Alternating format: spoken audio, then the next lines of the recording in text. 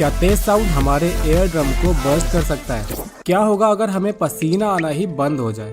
और क्या होगा अगर हमारी बॉडी की सारी बोन्स एक साथ टूट जाएं? इसी तरह के काफ़ी सारे अमेजिंग और लेस नोन फैक्ट्स शेयर करेंगे हम आज के इस एपिसोड में। दोस्तों, आप देख रहे हैं ब्रिंग मी फैक्ट सीरीज का एपिसोड नंबर 14। तो चलिए बताते हैं आपको आपकी बॉडी के बारे में ऐसे ही फैक्ट्स, और शुरू करते हैं आज का ये एपिसोड।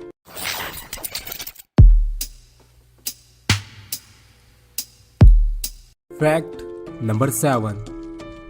क्या आपको याद है लास्ट टाइम आपने नेल्स कब कट किए थे? ऑफ कोर्स याद ही होगा। कुछ लोगों को नेल्स बड़े रखने का शौक होता है, स्पेशली कुछ लड़कियां नेल्स बढ़ाना बहुत पसंद करती हैं। बड़े नेल्स पर अलग अलग तरह की आर्ट तो आपने देखी ही होगी, पर क्या आपने कभी सोचा कि क्या होगा अगर हम अपने नेल्स को काटना ही बंद कर दें? वैसे हमारे नेल्स की ग्रोथ काफ़ी स्लो होती है, अप्रॉक्स 1 सेंटीमीटर बढ़ते हैं 3 महीने में। पर क्या होगा अगर हम सालों साल तक नेल्स को काटे ही ना? हमारे नेल्स के बढ़ने के साथ ही बैक्टीरिया, फंगस और इन्फेक्शंस भी बढ़ने लग जाते हैं। बाकी की प्रॉब्लम की बात ना ही करें तो बेहतर है। आप खुद ही समझ सकते हैं कि बड़े नेल्स से और कितनी प्रॉब्लम्स हो सकती हैं। श्रीधर चिल्लल का नाम Guinness book of world record में दर्ज है। श्रीधर ने 66 साल तक अपने नाखून नहीं काटे। इन्होंने अपने नाखून 1952 में बढ़ाने शुरू किए थे और 2018 में काटे। इनके लेफ्ट हैंड के नेल्स की लेंथ 909 सेंटीमीटर थी। वैसे ये नाखून बड़े करने का ये ऑब्सेशन बहुत महंगा पड़ता है। इन बड़े नेल्स का वजन इतना ज्यादा हो गया था कि उनकी फिंगर्स डिसफिगर हो गई, यानी उनकी फिंगर टेढ़ी मेढ़ी हो गई और लेफ्ट हैंड ने काम करना लगभग बंद कर दिया। यही नहीं, नाखून के वेट ने लेफ्ट हैंड की नर्व्स को काफी सीरियस डैमेज पहुंचाया, जिस वजह से उनके लेफ्ट ईयर की हियरिंग एबिलिटी भी खत्म हो गई। तो नेल्स बड़े करने का शौक आपको काफी भारी पड़ सकता है। चलिए देखते हैं फैक्ट नंबर 6। 2 महीने बेड पर रहने के बदले नासा आपको 15 लाख रुपए दे रहा है। तो बचपन में सुबह स्कूल जाने के वक्त हम सभी ने कभी ना कभी सोचा ही होगा, काश हमें सुबह सुबह उठना ना पड़ता। अच्छा होता कि हम इसी बेड पर हमेशा सोते ही रहते, कोई हमें उठाने नहीं आता, यहीं पर खाना खाते और वापस यहीं पर सो जाते। ये तो हो गई बचपन की बात। काफी सारे लोग अब भी यही सोचते होंगे। खैर, आप नासा से 15 लाख रुपए जीतने के सपने देखना शुरू करो, उससे पहले आपको बता देते हैं कि ह्यूमन हाइबरनेशन कितना खतरनाक हो सकता है। लंबे टाइम तक बेड पर ही रहने पर हार्ट रेट काफी तेज हो जाता है, like 150 beats per minute. Blood flow रुक जाता है, स्पेशली हिप्स, टेलबोन और शोल्डर्स का। 2 महीने बाद आपकी बॉडी पूरी तरह से लूज और यूजलेस हो जाती है, क्योंकि बेड पर हम 10 से 15% स्ट्रेंथ हर वीक लूज कर देते हैं। इसके अलावा मेंटली एक्टिव नहीं रह पाते, मसल्स का लॉस हो जाता है और फैट गेन हो जाता है, जो आपके लिए जानलेवा साबित हो सकता है। तो 2 महीने बेड पर रहकर 15 लाख कमाने से बेहतर है घर से बाहर जाइए और 2 साल में 15 लाख कमा लीजिए। Fact number 5। म्यूजिक हम सभी को पसंद होता है।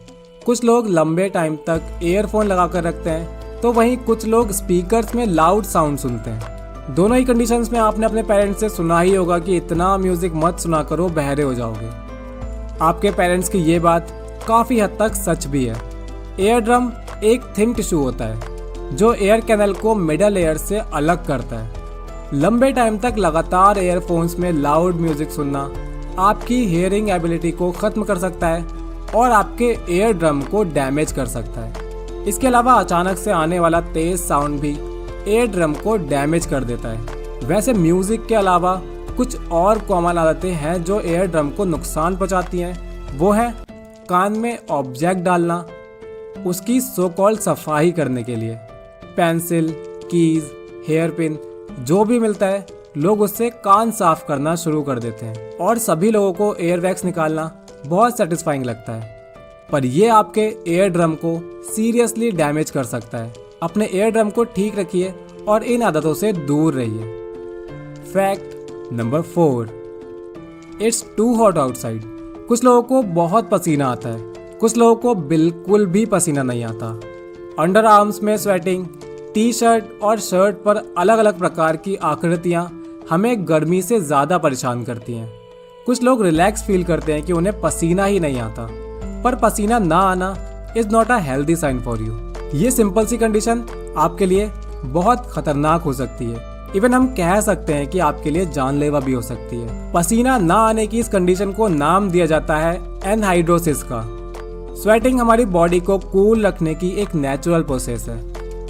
एनहाइड्रोसिस की वजह से स्किन रिलेटेड काफ़ी सारे इश्यूज आपके अंदर पैदा हो सकते हैं। पिंपल्स का कॉन्स्टेंटली आना, स्किन का स्पॉट्स से बढ़ जाना, रेडनेस जैसी प्रॉब्लम्स की वजह पसीना ना आना हो सकती है। इसके अलावा बॉडी का टेम्परेचर तो हाई सभी का होता है, तो बॉडी की हीट पसीने के रूप में बाहर ना निकलना आपकी बॉडी को डिजी, आपको डाउन और वीक बना देता है, जो आपकी ओवरऑल हेल्थ के लिए एक बुरा साइन होता है। फैक्ट नंबर 3, इतनी गर्मी में गर्मी की बातें बहुत हो गई, अब कुछ ठंडी ठंडी बातें कर लेते हैं। क्या आपके साथ कभी ऐसा हुआ है कि आपने कोल्ड ड्रिंक पी हो या फिर आइसक्रीम खाई हो और आपको लगा हो कि सारी आइसक्रीम आपके दिमाग में चली गई है?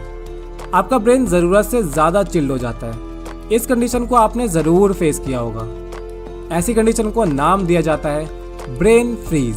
ब्रेन फ्रीज का मेडिकल टर्म है जो आपकी स्क्रीन पर अभी लिखा हुआ है, आप प्रोनाउंस खुद ही कर सकते हैं। वैसे ब्रेन फ्रीज कोई हार्मफुल कंडीशन नहीं होती, बस कभी कभार हेडेक जैसे इश्यूज को ट्रिगर कर देती है।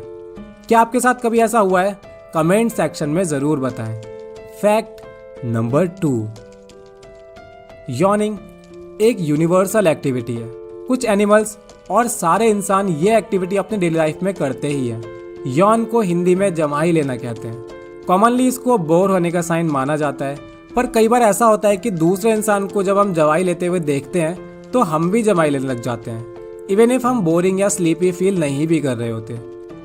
इसके काफ़ी सारे फायदे भी होते हैं, जैसे ब्रेन टेम्परेचर को रेगुलेट करना, बॉडी को एक्टिव करना, ब्लड फ्लो में ज़्यादा ऑक्सीजन सप्लाई करना और लंग टिश्यू को ल्यूब्रिकेटेड रखना।